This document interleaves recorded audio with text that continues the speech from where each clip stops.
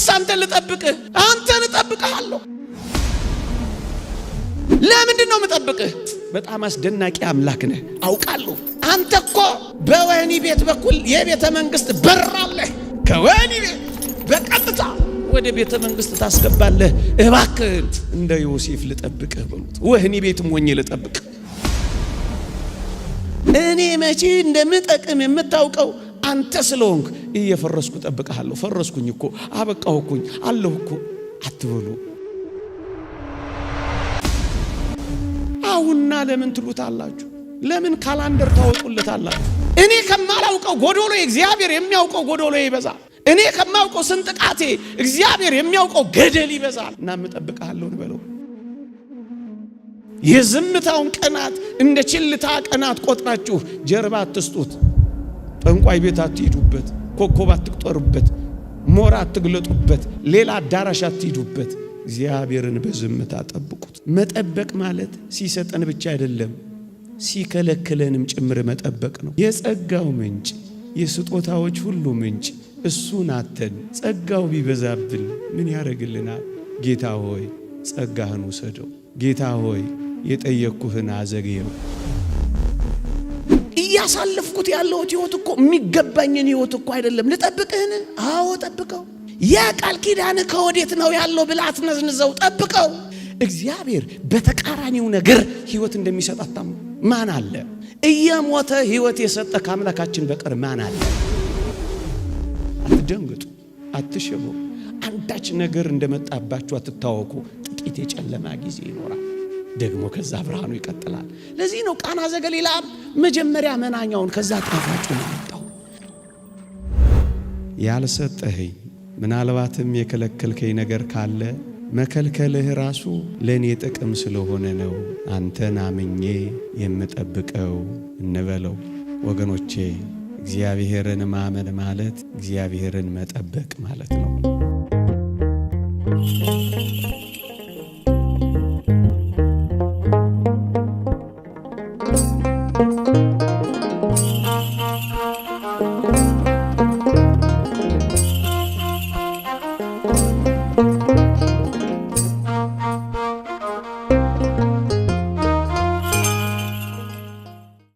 በስመ አብ ወወልድ ወመንፈስ ቅዱስ አሃዱ አምላክ አሜን።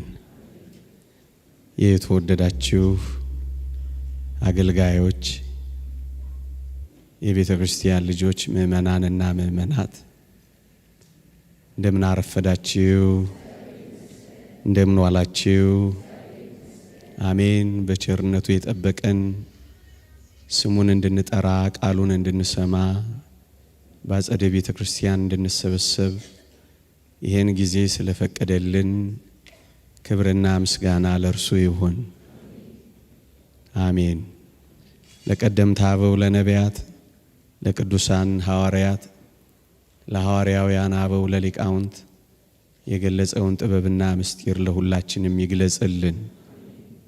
ይልቁንም ብዙ ነገር ትታችሁ ቃሉን መስማት ፈልጋችሁ በፊቱ ስለተሰበሰባችሁት ስለ እናንተ እንኳን ሲል በጎንና የሚረባውን ቃል እንዲያስተምረን ቅዱስ ፈቃዱ ይሁንልን።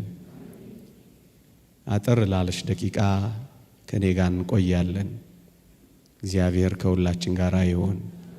ከዚህች ዕለት ከእመቤታችን ከቅድስት ድንግል ማርያም በረከት ረድኤት ለሁላችን የሚያሳትፈን አሜን። ርዕሴ እጠብቅሃለሁ በሚል ርዕስ ይሆናል።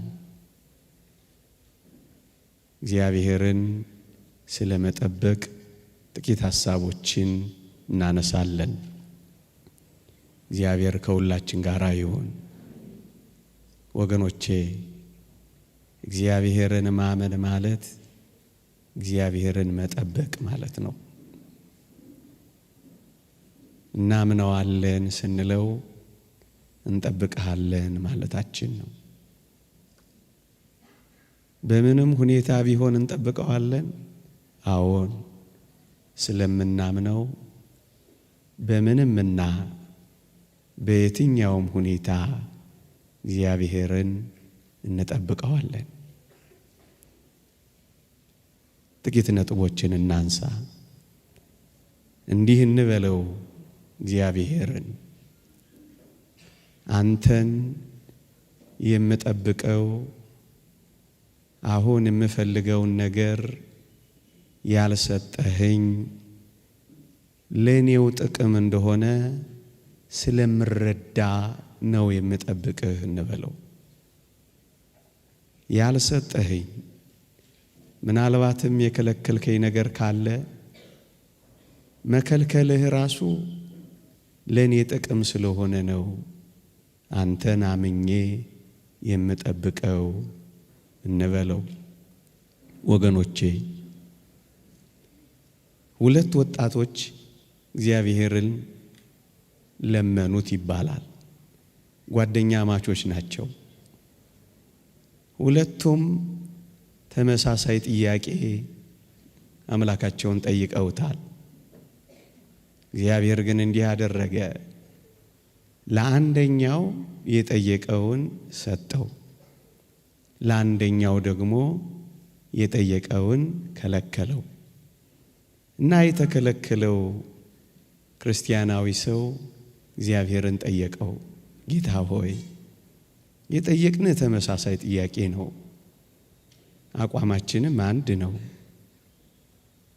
ግን ለወንድሜ የሰጠኸው ለእኔ ደግሞ ከለከልከኝ። ይህ የሆነው ለምንድን ነው ብሎ ጠየቀው። እናም አባታችን እግዚአብሔር መልስ ሰጠው። ምን የሚል መልስ? ልጄ ሆይ፣ ለሱ ብከለክለው ይጠፋብኛል፣ አንተን ደግሞ ብሰጥህ ምን ትሆንብኛለህ? ትጠፋብኛለህ። ላንተ የከለከልኩት እንዳትጠፋብኝ ብዬ ነው። ለሱ ደግሞ የሰጠሁት ብከለክለው ይጠፋብኛል ብዬ ነው። እናም ለሁለቱም መስጠትንም ማዘግየትንም እግዚአብሔር የሚያደርገው ለሁለቱም ጥቅም ሲል ነው። ወገኖቼ፣ እግዚአብሔር በጊዜው ጠይቃችሁት አሁን እየሰጣችሁ ካልሆነ እንዳንጠፋበት ብሎ ነው። ወገኖቼ፣ እግዚአብሔር ከፊቱ ከምንጠፋ ፊቱን ከምናጣ ምንም ነገር ባይሰጠን ስለሚሻል ለዛ ነው የምንጠብቀው። ወገኖቼ፣ የሚሰጠንን ነገር ይዘን ሰጪውን አምላክ ከተው ነው ስጦታው ይቅርብን። ፓትርያርክ ሺኖዳ እንዲህ ይላሉ፣ እግዚአብሔር ጸጋ እንዲሰጥህ ለምንኸው፣ ጸጋውን ሲሰጥህ አብሮ የጸጋው መያዣውን ትህትናንም አብሮ ካልሰጠህ ልጄ ሆይ አምላክህን እንዲህ በለው፣ ጸጋህን ከእኔ ውሰደው በለው። እየሰማችኋቸውን? ጸጋህን ሰጥተኸኝ አንተን ካጣው ጌታ ሆይ ጸጋህን ውሰደው በለው። የጸጋው ምንጭ፣ የስጦታዎች ሁሉ ምንጭ እሱን አተን ጸጋው ቢበዛብን ምን ያደርግልናል? ጌታ ሆይ ጸጋህን ውሰደው። ጌታ ሆይ የጠየቅኩህን አዘግየው። ወገኖቼ፣ የጠየቅኩህ ነገር ወደ እኔ ሲመጣ እኔ ከፊትህ የምወጣ ከሆነ ጌታ ሆይ አንተናና ነገሩ ይቅርብኝ በለው። ለዚህ ነው የምንጠብቀው ወገኖቼ። ምእመናን፣ ጠንቋይ ከሚሰጠን እግዚአብሔር ሺህ ጊዜ ቢከለክለን፣ ወገኖቼ እግዚአብሔር ከሌለበት የሰባ ፍሪዳ ውስጥ ከምንኖር እግዚአብሔር ያለበት ጎመን ብንበላ አይሻልምን? ግድ የለም አንተ የሌለህበትን ፍሪዳህን ውሰደው። ወገኖቼ፣ ከሴጣን መሳም የአምላኬ ቁንጥጫ ይሻለኛል ማለት ምንኛ የከበረ ልመና ነው ወገኖቼ። ይህች ዓለም ማር ከምታቀርብልን ይልቅ እግዚአብሔር መራራ የለውም እንጂ መራራው እንዴት ይጣፍጣል። ለዚህ ነው እኛ እግዚአብሔርን የምንጠብቀው የሚሰጠን ነገር አሁን ያልሰጠን እግዚአብሔር ለኛ ጥቅም ስለሚያደርገው ብቻ ነው ወገኖቼ። አንድ ሕፃን ልጅ ቢላ ይዞ ሲጫወት ብናየው በእርግጠኝነት ቢላውን መንጠቃችን አይቀሬ ነው ወገኖቼ። ምናልባት የምንጠይቀው ስለት ምናልባት የያዝነው ቢላ ቢሆንስ? በቢላ ልጅ ሲጫወት ዝም ትሉታላችሁ? የኔ ሕፃኗ ልጅ በቢላ ስትጫወት ባያት እነጥቃት የለ? ብትነፈርቅስ ትነፍርቃ፣ ብታለቅስስ ታልቅሳ፣ ብትንደባለልስ ትንደባለላ። እናስ ራሷን ከሚጎዳት እኔ ብነጥቃት አይሻልም? እኛ ከአምላካችን በላይ ያውቀን ነው ወገኖቼ። ቢላ ይሁን አበባ ይሁን ለማወቅ የቸገረን ምስኪኖች እኮ ነን ወገኖቼ። ይጥቀመን ይጉዳን የማናውቅ ደካሞች እኮ ነን እኛ። ከአባታችን በላይ ለምን ቢላ ሊያስኩም ብለን መጫወት ከፈለግን እንዴት ከባድ ነው ወገኖቼ። እግዚአብሔር አሁን ከእጃችን ላይ የሚነጥቀን ምናልባት ቢላ ሆኖስ እንደሆነ እግዚአብሔርን በትዕግስት የምንጠብቀው ወገኖቼ አሁን የማይሰጠን ለኛው ጥቅም እንደሆነ ስለምናውቅ ነው። መጠበቅ ማለት ሲሰጠን ብቻ አይደለም ሲከለክለንም ጭምር መጠበቅ ነው። እናስ እንደ ዕንባቆም ድምፃችንን ከፍ አድርገን እግዚአብሔር ሆይ ስትሰጠኝ ብቻ አይደለም ስትከለክለኝም ልጠብቅህን። ወገኖቼ መጠበቅ ማለት እኮ እንደዚህ ነው። ይውላችሁ የተከልነው በለስ ባያፈራም እንጠብቀውን? አዎ። የዘራነው የወይን ሐረግ ፍሬ ቢጎለውም እንጠብቀውን? አዎ እንጠብቀዋለን ወገኖቼ። ከብቶች ከጋጥ ውስጥ ቢጠፉ በጎች ከበረት ቢታጡም ምንም ነገር ባይኖረንም እንጠብቀውን? አዎ መጠበቅ ማለት እሱ ነው። እንደ ዕንባቆም በመጠበቂያዬ ላይ እጠብቅሃለሁ ማለት እኮ ይሄ ነው ወገኖቼ። ምንም ነገር ባይሆን እንኳን እግዚአብሔር ሆይ አንተን እጠብቅሃለሁ ወገኖቼ። በደብረ ታቦር ፊት ሲያበራ ብቻ አይደለም በጌቴ ሴማኒም ጨለማ እጠብቅሃለሁ በሉት ወገኖቼ። በደብረ ታቦር ልብስ ሲያንጸባርቅ ብቻ አይደለም በቀራንዮም እርቃንህንም ሆነህ እጠብቅሃለሁ በሉት። በደብረ ታቦር ካንተ ጋራ ካልሆንኩ ሞቼ እገኛለሁ ብቻ ብላችሁ አትቆሙ። ቀያፋም ግቢ አላውቅህም ብላችሁ እንዳትክዱት እባካችሁ። ቀያፋም ግቢ ቢሆን ጠብቁት። በደብረ ታቦር ደስታ ብቻ አይደለም በጎልጎታ ለቅሶም ላይ ጠብቁት። በኢየሩሳሌም ባለው ውበት ላይ ብቻ አይደለም ደም ግባት አልባ በሆነም ጊዜ ጠብቁት። መጠበቅ ማለት ይሄ ነው። አንድ ሁለተኛ ለምንድን ነው እግዚአብሔርን እጠብቅሃለሁ የምንለው ወገኖቼ? እኛ የምንጠቅመውና እኛ የምንጠቀመው መቼ እንደሆነ የሚያውቀው አምላካችንና አባታችን እሱ ብቻ ስለሆነ ነው። መቼ ቢሰጠን እንደምንጠቀምበት መቼ ቢያደርገው እንደሚጠቅመን የሚያውቀው አንተ አባታችን ነህና ጌታ ሆይ አናጣድፍህም፣ አላጣድፍህም፣ በትዕግስት እጠብቅሃለሁ እንጂ ለምን ታጣድፈዋለህ? የሚጠቅምህና የምትጠቅመው መቼ እንደሆነ ስለሚያውቅ በትዕግስት ዝም ብለህ ጠብቀው። ማመን ማለት መጠበቅም ጭምር ነው። መጣደፍ አይደለም መጠበቅ። ሁለተኛ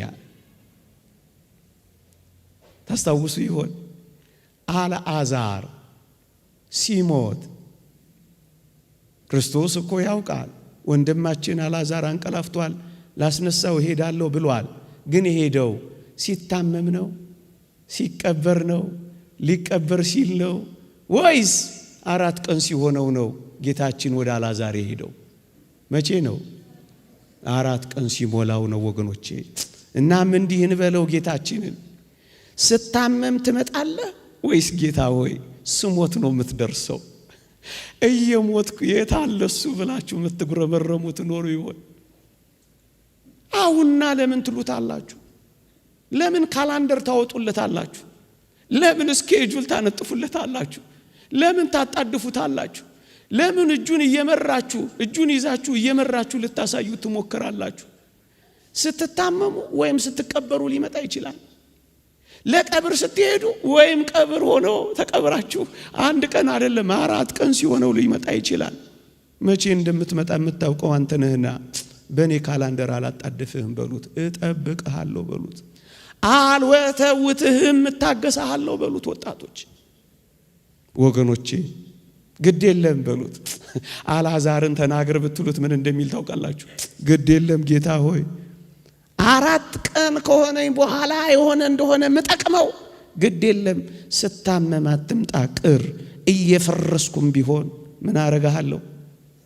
በሞት የበሉት እየፈረስኩም ቢሆን እጠብቅሃለሁ። ምክንያቱም ስሞት አይደለም ልቀበር ሲሄድ አይደለም፣ እኔ መቼ እንደምጠቅም የምታውቀው አንተ ስለሆንክ እየፈረስኩ እጠብቅሃለሁ። ፈረስኩኝ እኮ አበቃሁኝ አለሁ እኮ አትበሉ።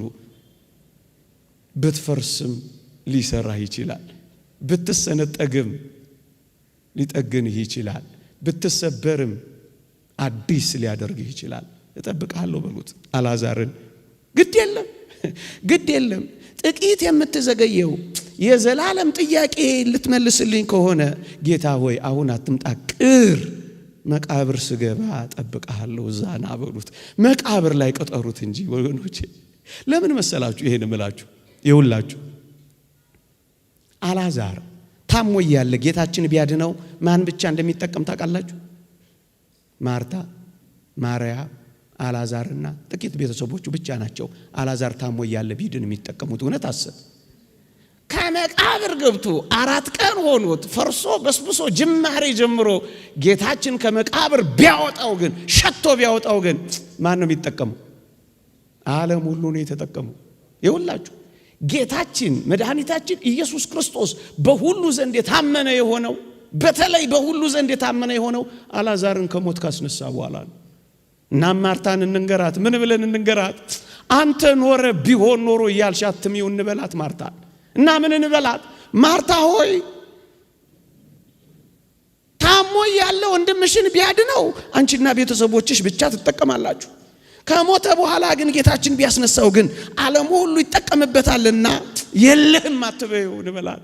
መቼ አልዓዛር እንደሚጠቅም ያውቃል አያውቅም? መቼ ቢያስነሳው ስራ እንደሚሰራ ያውቃል አያውቅም? 4ቱ የዝምታ ቀናት የእግዚአብሔር የሥራ ቀናት እንጂ የቸልተኝነትና የልግምና ቀናት አታድርጉት። መቼ እንደሚያድናችሁ መቼ እንደሚመልስላችሁ እናንተ አታውቁ። የዝምታውን ቀናት እንደ ችልታ ቀናት ቆጥራችሁ ጀርባ አትስጡት። ጠንቋይ ቤት አትሂዱበት፣ ኮከብ አትቁጠሩበት፣ ሞራ አትግለጡበት፣ ሌላ አዳራሽ አትሂዱበት። እግዚአብሔርን በዝምታ ጠብቁት ወገኖቼ። ሳይሞት ማዳን ለአንዳንዶች ይቻላቸዋል። ታሞ ማዳን ለናስቀላጴስም ይቻላል።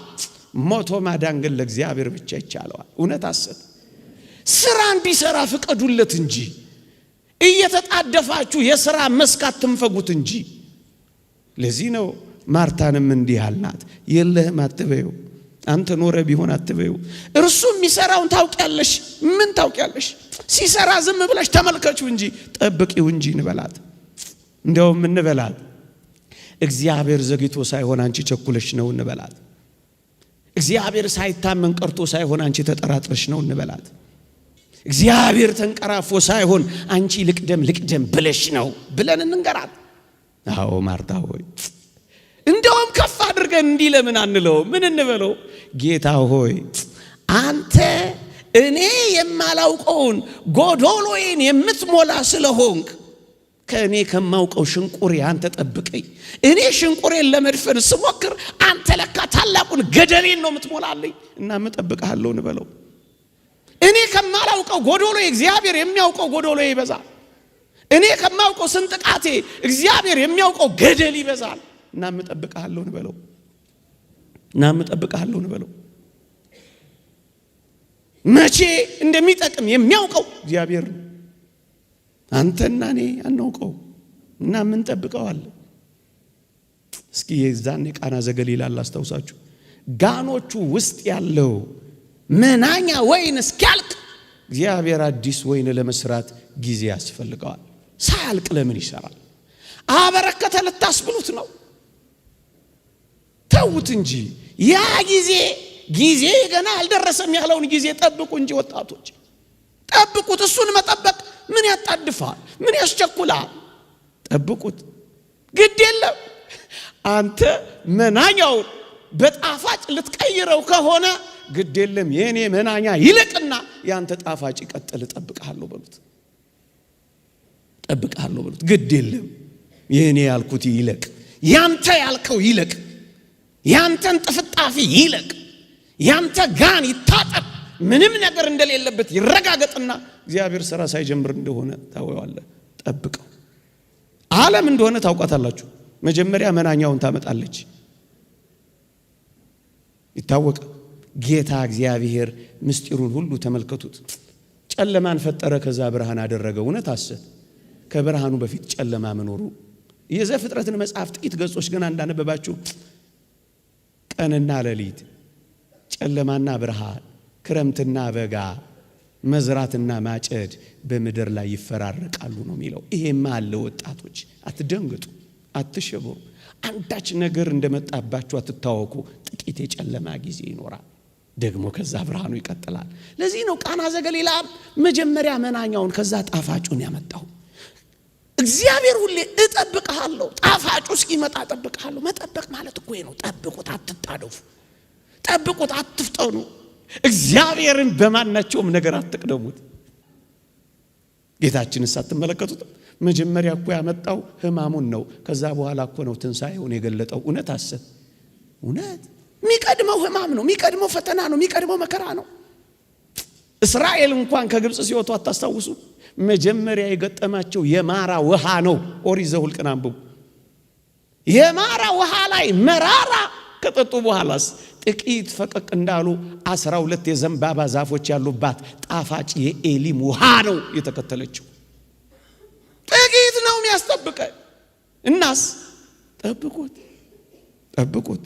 ሶስተኛ ነገርን ለማሳጠር ሶስተኛ የሰማችሁኝ ነው። ሶስተኛ ከሶስተኛው በፊት ያለ ጊዜዋ አንዲትን ጫጩት እንቁላሏን ያለ ጊዜዋ ብትሰብሩት ጊዜ ወፏ ትበራለች። ጫጩት መትሆን ትመስላችኋለች? ምንድነው የምትሆን? ታቆማለች። ያለ ጊዜዋ አትስበሩት እንጂ እግዚአብሔር ሁሉን ነገር በጊዜው ጊዜ ነው የሚያደርገው። ወገኖች እግዚአብሔር እንደ ዓለም አይደለም። ዓለም መጀመሪያ ደስታዋን ትሰጣችኋለች። ቅድም ካልኩት በተቃራኒ ነው። ከዛ በኋላ ነው ሐዘኗን የምታመጣው። መጀመሪያ ሳቋን ከዚያ ለቅሷን ነው የምታመጣው። መጀመሪያ ሱሷን ከዛ በሽታዋን ነው የምታመጣው። መጀመሪያ ጌጧን ከዛ ማቋን ነው የምታመጣው። መጀመሪያ ሜካፑን ከዛስ ማዲያቷን ነው የምታመጣው። እያየናት አይደል?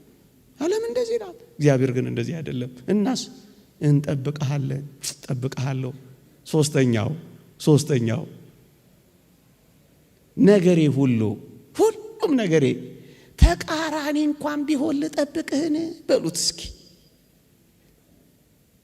ተቃራኒስ ቢሆን ልጠብቅህ? አዎ የእግዚአብሔር ልጆች ተቃራኒ ቢሆን እንኳን እንጠብቀዋለን። እየሰማችሁኝ ነው?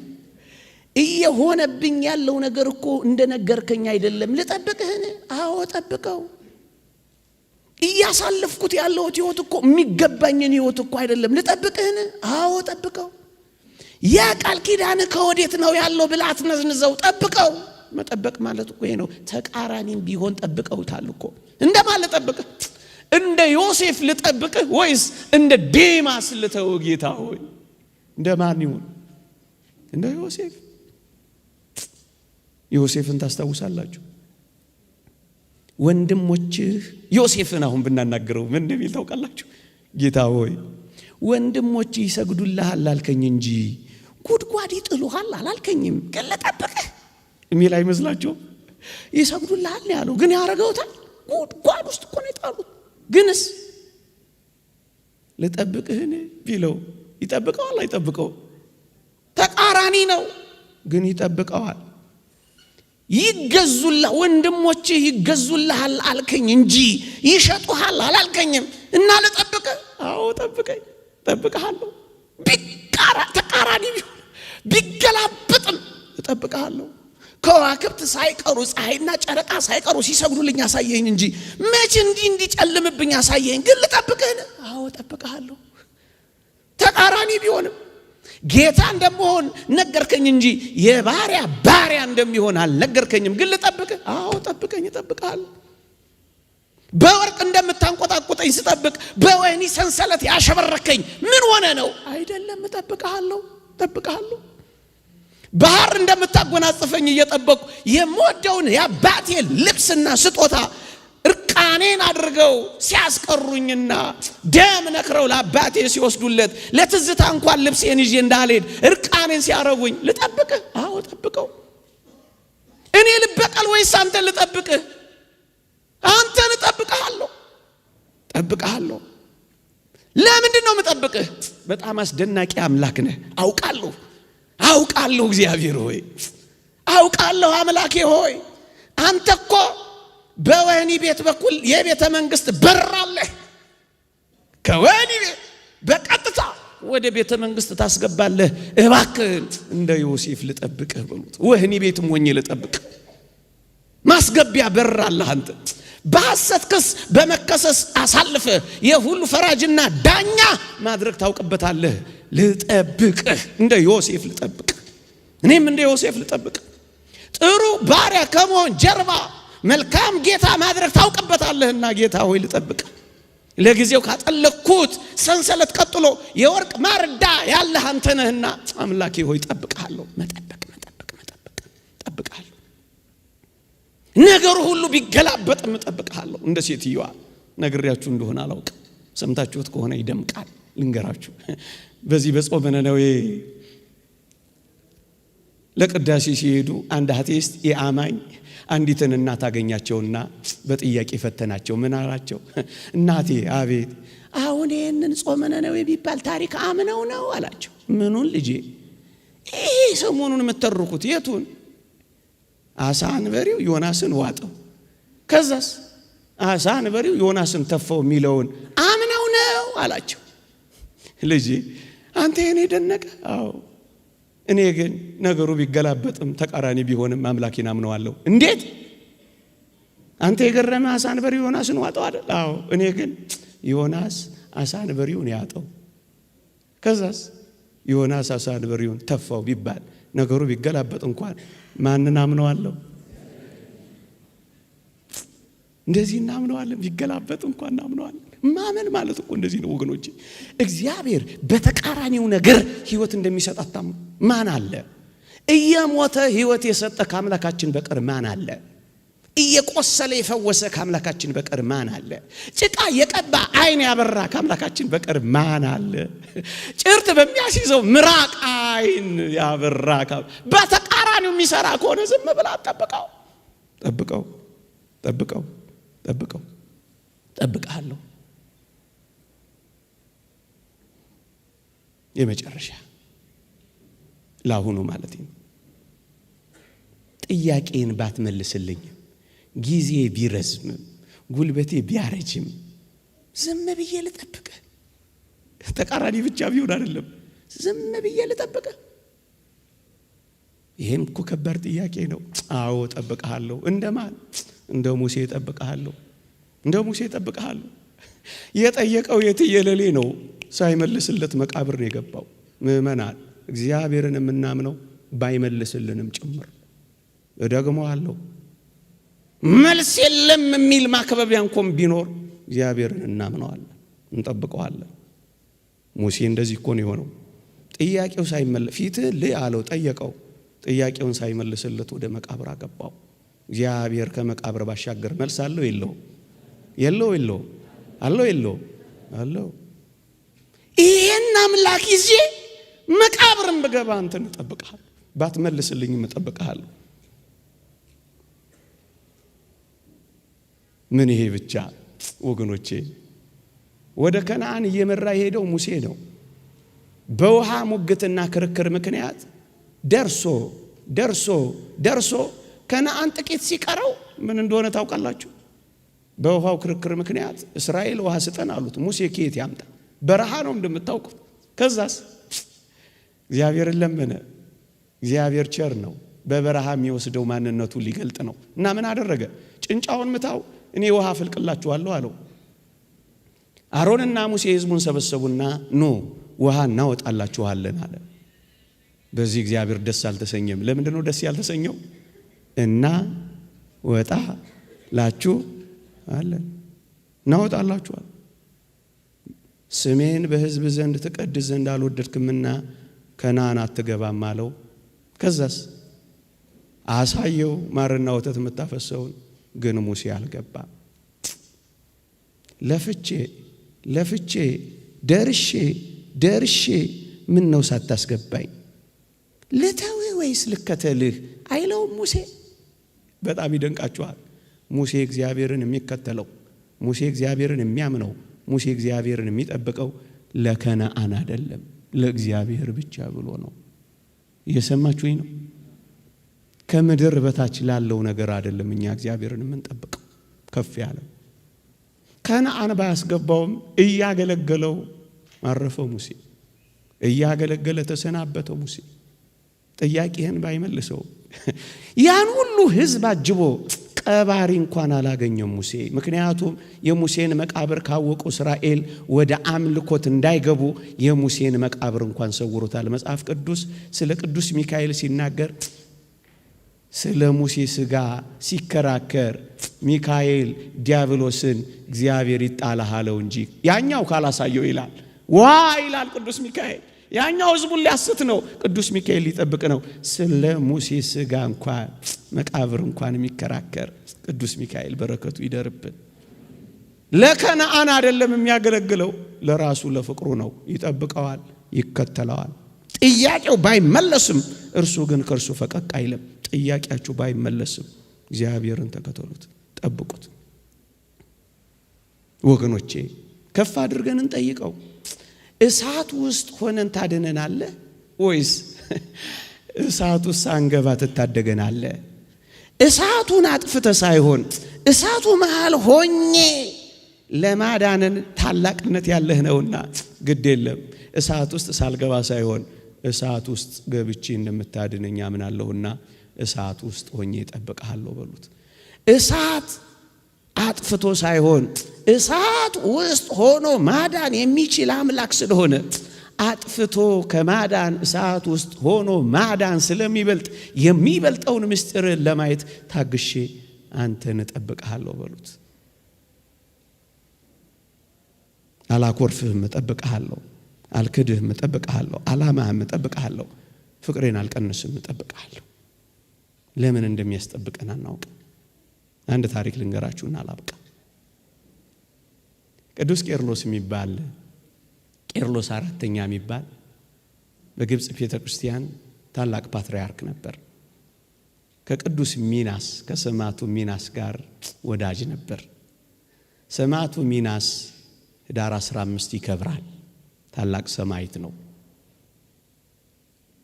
ይሄ ቅዱስ ቄርሎስ በጣም እኛም ሀገር መጥቶ ነበር። አፄ ኃይለ ሥላሴ በነበሩበት ዘመን እዚህ መጥቶ ነበር። በጣም ቅዱስ አባት። በግብጽ ቤተ ክርስቲያን እንደ ቄርሎስ ያለ ቅዳሴ የቀደሰ አባት የለም ይባላል። መጻሕፍቱን አዜብ በሬ ተርጉመዋለች፣ ማንበብ ትችላላችሁ። አንድ ቀን እንዲሆነ ጠዋት ቅዳሴ ከቀደሰ በኋላ ልጆቹን ይባርካል። በቅዳሴ ላይ የተገኙትን የንስሐ ልጆቹንም ይባርካል። እና አንድ ቀን ምን ሆነ መሰላችሁ? ሁሉም ሲባረኩ አንድ በጣም ተወዳጅ ልጁ ስራ አረፍዶበታል፣ ቸኩሏል። ብቅ እያለ ሊባረክ ይመጣል። ልጄ ቆይ ይለውና ሌሎችን ያሳልማል። ልጁ ደግሞ ትንሽ ይታገሳል። ከዛ ደግሞ ትንሽ ቆይና ፋታ ወስዶ አሁንስ ልባረክ ብሎ አባታችን ጋር ይመጣል። እውነተኛ ታሪክ ነው የምነግራችሁ። አሁንም አባታችን ቄርሎስ ልጄ ሆይ ቆየኝ ይለዋል። አሁን ትንሽ አልበዛም? ትንሽ እየተጉተመተመ ይመለሳል። ከዛ ደግሞ ትንሽ ቆይና ይሄድና አባቴ ሆይ ባርከኝ ይለዋል። ልጄ ሆይ ቆየኝ ይለዋል። አሁን መቅነጥነጥ ይጀምራል። በጣም መጣደፍና መቸኮል ይጀምራል።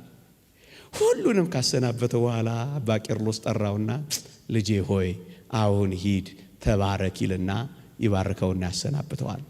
አጅሬ ስለረፈደበት በጣም ስለቸኮለ እየተጣደፈና እየተከነከነ ልክ ቢሮ ሲሄድ ከቢሮ ትይዩ ትልቅ ዛፍ ነበር። እሱ ከሚቀመጥበት ወንበር ትይዩ አንድ ትልቅ ዛፍ ነበር። ለካ በዛሽ ቅጽበት አባ ቄርሎስ ቆየኝ ልጄ በሚልበት ቅጽበት ያ ትልቅ ዛፍ ወድቆ ልጁ የሚቀበጥበትን ወንበርና ቴብል እንክት አድርጎ ሰብሮት ነበር። እንደ ተንቀዠቀዠ ቢሄድ ምን ይሆን ነበር? እንደዚህ ያለኝ አንድ ልጅ ደስ ሲል በደንብ ነው የገለጸልኝ። ይሞት ነበር። አትጣደፉ፣ ጠብቁት። እየሰማችሁኝ ነው? ደስታም ብታገኙ ደግሞ እጅግም አትቦርቁ። ስለ ፈተና አብዝቼ ደስታ ደግሞ አንዳንዶች እግዚአብሔርን እንዳይጠብቁት እንዳይታገሱት ያረጋቸዋል። የቀበሮዋን ታሪክ ልንገራችሁና ላብቃ። ቀበሮ መሬት ውስጥ ያለ ማር ነው የምትመገበው እና በጣም በትንሽዬ ቀዳዳ ነው የምታገኛት እና ስታገኝ ከብዙ ድካምና ልፋት በኋላ ስለሚገኝ በጣም ነው የምትፈነጥዘው። ቀዳዳዋ ግን በጣም ትንሽ ናት፣ በብዙ ድካም የምትገኝ ናት እቺ ቀዳዳ። እና ቀበሮቲ ምን ታደርጋለች? ልክ ምግቧን ያገኘችበትን ቀዳዳ ስታገኝ በጣም በደስታ እየተገለባበጠች አክሮባት እየሰራች ምን ታደርጋለች? ትደሰታለች። እንደ ሕፃን ልጅ ሆነ እንዲህ ማወራላችሁ እንደ አባባ ተስፋዬ በጣም ትፈነጥዛለች። ከዛስ ከፍንጠዛዋ በኋላ ማሯን ልትበላ መለስ ስትል ምስኪን ናት፣ ቀዳዳዋ ይጠፋባታል፣ ማሯ ይጠፋባታል እና በጣም ትሰቃይ። አንዳንዶቻችን የደስታችን ልክ ቀዳዳችንን እያስጠፋን ደስታችንን በሐዘን እየቀየረብን ነውና በልክ እንደሰት። ከዚያ ቀበሮ ከዚህ ሁሉ ልምድ በኋላ ምን እንዳደረገች ታውቃላችሁ? ልክ የማሯን ቀዳዳ ስታገኝ በአንድ እግሯ ቀዳዳው ላይ ትቆምና በሌላኛው እግሯ እና ይሄንን አትተውት ለማለት ነው። ይቆየን። የእግዚአብሔር ቸርነት፣ የእመቤታችን አማላጅነት፣ የቅዱሳን በረከት ረድኤት አይለየን። ወገኖቼ አንድ ነገር እንድናገር ብቻ ፈቀዱልኝ። እንደዚህ ወጣትን ማግኘት ብዙ ሰዎች ያስፈልጉናል። ወጣቶችን የሚሰበስቡ ከኳስ ቤት የሚያመጡ እንዲህ ወዳለው ጉባኤ እግዚአብሔር የሚሰበስቡ ከጫት ቤት የሚነጥቁ በኪነ ጥበብ እያዋዙ የእግዚአብሔርን ቃል የሚሰጡ አንድ አይደለም፣ ሁለት አይደለም፣ ሶስት አይደለም፣ በጣም ብዙ ሺህ ሰራተኞች ያስፈልጉናል። ዓለም በብዙ ርቀት እየሄደብን ነው። እኛ ሀገር በእግር እንኳን መከተል አቅቶናል። ብዙ ጉድለቶች ሊኖሩን ይችላሉ። እንደ ጀማሪ እኔ አላውቃቸውም እነዚህን ወንድሞች። እንደ ጀማሪ ሁላችንም በጉድለት ውስጥ ነው የምንኖረው ወገኖቼ። ቀዳዳችንን እየተደፋፈነ ጉድለታችንን በውስጥ መስመር ነው ብትሉት በውስጥ መስመር እኔ አላውቀውም ይሄን ውስጥ መስመር እግዚአብሔር ይመስገን እስከ ዛሬ በውስጥ መስመር እየተነጋገረን ከመድከም ይልቅ መበርታትን ከመገፈታተር መደጋገፍን ትልቁን ስዕልና ቁም ነገር አድርገን እንድንበረታ አደራ ለማለት ነው። እንደዚህም የምታዘጋጁ ሰዎች ትልቅ ተቋም እንድታረጉት ነው የምመኘው። በግሌ ከፍ እንድታረጉት አንድ ሰው አይደለም 3 4 5 እየሆናችሁ ከፍ አድርጉት። ይሄን ዓለም እንገዳደረው። ምንታረመውን እየታረምን የጎደለውን እየሞላን ቀስ ብለን እየተመካከር ከፍ እናድርገው። ችግርን በችግር መፍታት ልማዳችን አይሆን። ይቆየኝ። እግዚአብሔር ቸርነት፣ እመቤታችን አማላጅነት፣ የቅዱሳን መላእክት በረከት ረድኤት አይለየን። አሜን።